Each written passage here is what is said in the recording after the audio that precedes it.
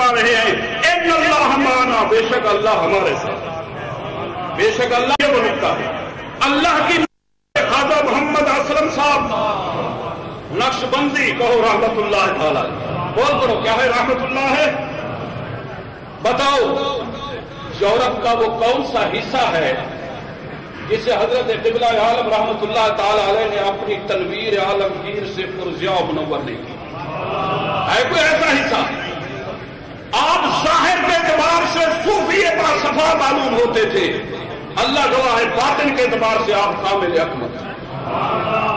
اور میں نے جب آپ کی زندگی پہ تھوڑا سا غور کرنا شروع کیا، جب آپ کے کام کو دیکھا کہ اتنے انسانوں کی بگڑی ہوئی بن گئی، اللہ گواہ ہے آپ کی عظمت کو سمجھنا میرے اور آپ کے پاس کی بات یاد رکھنا، یہ میرے اور آپ کے پاس کی بات۔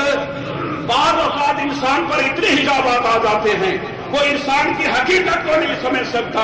اور میں یورپ اور اس محفل کے ذریعے سے عالم اسلام کو یہ پیغام دینا چاہتا ہوں، ارے تاجدار شاہپور شریف کو اللہ جل جلالہ، شاہپور شریف کو اللہ جل جلالہ محمد والوں نے جو عظمت عطا کی ہے، اے کلمہ پڑھنے والے مسلمانوں کو مجھے سمجھ نہیں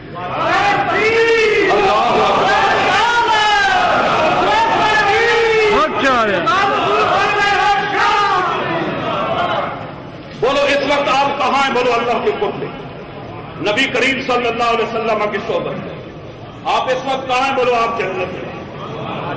میری اور آپ کی تعریف کے محتاج ہیں؟ ایمان سے بتاؤ نہیں ہے محتاج، لیکن آئے آپ کی زندگی کے چند پہلو آپ کو بتانا چاہتا ہوں، کیونکہ وقت میرے پاس تھوڑا ہے۔ زندگی کے چند پہلو محض اس لیے بتانا چاہتا ہوں تاکہ ہم بھی اسی راستے پہ چلیں جس راستے پہ آپ نے چل کر اپنے رب کو اور اپنے رسول کو۔ اللہ والوں کی سیرت کے منانے کا مقصد بھی یہی ہوتا ہے، یہ بات یاد رکھنا، یہ مقصد نہیں اللہ والوں کی یاد کو منانے کا، عرس منانے کا کہ خالی ان کی تعریفیں سنو، ایک کام سے سنو تو اس سرے سے نکال لو۔ ارے اللہ والوں کی سیرت کو سننے کا مقصد یہی ہوتا ہے، ان کی سیرت کو سنو، ان کی سیرت کو سراپا سچائی ہوتی ہے، تمہیں جو سچائی سمجھ میں آ جائے اس پر عمل کرنے کی کوشش کرو۔ آؤ حضرت کی سیرت کے میں صرف چار پانچ چھوٹے سے پہلو آپ کے سامنے بیان کر دیتا ہوں جو میں نے سمجھی، تاکہ ہم بھی اسی راستے پہ چلے جو راستہ حضرت کا تھا، تاکہ قیامت والے دن ہم آپ کے سامنے سرخرو ہو سکے۔ حضرت کی زندگی کا مطالعہ کرنے والے آپ کے رفیق کار، آپ کے دوست صاحب اچھی طرح جانتے ہیں، حضرت کی سیرت کا سب سے اہم اور نمایاں خصوصی جو پہلو ہے جو میں نے سمجھا وہ یہ ہے، آپ کو اپنے مرشد کریم سے بہت بڑا پیار۔ یہ ایک حقیقت ہے، اللہ کا خوشامد نہیں کر رہا۔ آپ کے پرانے رفیق کار دوست اب آپ یہاں بیٹھے ہوئے ہیں، ان سے پوچھیں اب آپ کی ذات کو اگر کوئی تکلیف دیتا، اگر کوئی بدبخت آپ کی ذات کی توہین کر دیتا آپ اسے برداشت کر لیتے تھے، لیکن اگر مرشد کریم پہ انگلی اٹھاتا حضرت خواجہ محمد اسلم صاحب نقشبندی رحمت اللہ تعالی علیہ نے اسے کبھی معاف ہی نہیں کی۔ یہی آپ کی عظمت کی سب سے بڑی کنجی ہے، یہی سنت صدیق اکبر ہے۔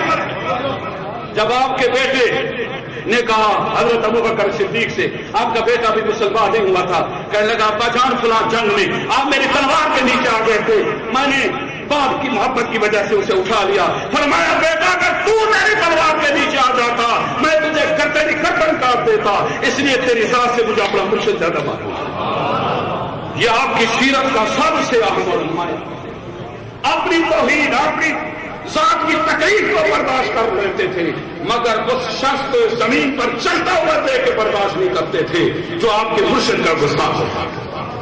یہی پیار میں نے اور آپ نے اپنے مشائخ سے کرنا ہے۔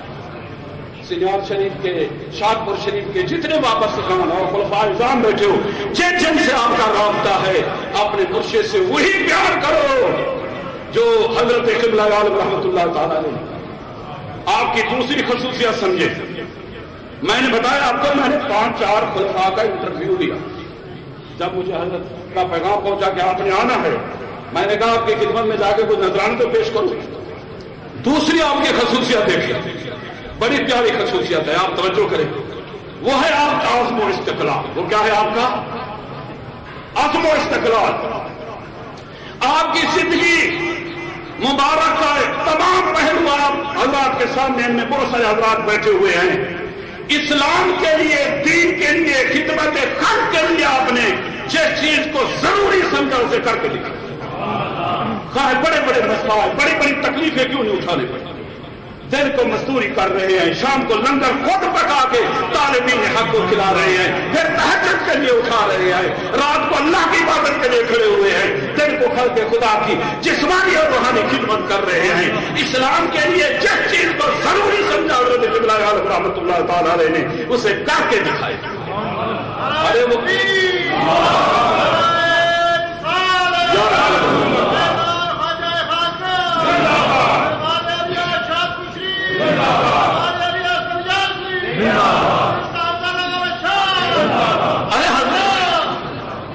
ارے حضرت قبلہ عالم رحمۃ اللہ تعالیٰ علیہ یہ کام کیوں نہ کرتے؟ ارے جس نبی کے وہ سچے عاشق تھے اس نبی کے استقرار کا عالم بھی یہی تھا۔ جب آپ نے امر بالمعروف نہی عن المنکر کا کام شروع کیا، بے شک ربا مخالف ہو، یہ سنت ہے میرے نبی نے۔ عام سنتوں پر عمل کر لینا آسان ہے، سنت پہ عمل کرنا بڑا ہی مشکل ہے۔ کہ جب امر بالمعروف نہی عن المنکر کا کام شروع کیا، خیر شگربا مخالف ہو گئے، گھر والے تانگ آ گئے، ایک چچا مہربان ہے ان کے قدم بھی ڈگمگانے لگے، کہنے لگے کہ میرا بھتیجا پورے عرب کی دشمنی کتاب نہیں لا سکتا، اب چند دنوں کے لیے چھوڑ دے اس کام کو۔ میرے نبی کریم صلی اللہ علیہ وسلم نے فرمایا قیامت تک آنے والے اپنے غلاموں کے لیے سنت بنا دی۔